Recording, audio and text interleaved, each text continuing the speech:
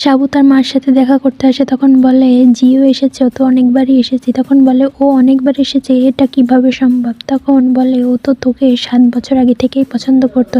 তখন সেখানে সাবুর সিনিয়র আসে আর বলে তুমি চিন্তা করো না, তোমার ডিভোর্সের পর সব ঠিক হয়ে যাবে। তখনই জি সাবুকে জড়িয়ে ধরে আর বলে কে ডিভোর্স দেবে কাকে? ডিভোর্স তো দেবে তুমি ওকে, কারণ তোমার মতো বুড়ো লোকের সাথে ও থাকবে না, যতই তুমি বড় লোক হও না কেন। তখন বলে আমি হাজবেন্ড? তখন অনেক বাজে কথা বলে, আর বাজে বাজে কথা বললে সাবু মুখ চেপে ধরে, সবাই হাসে। তখন বলে এখান থেকে বেরিয়ে যাও, আমি জানি সাবু আমাকেই ভালোবাসে। বলে প্রমাণ দাও।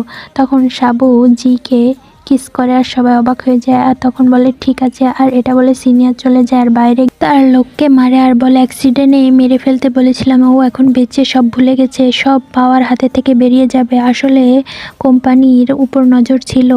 এরপরে সাবুকে রাত্রে জি জড়িয়ে ধরে, তখন সাবু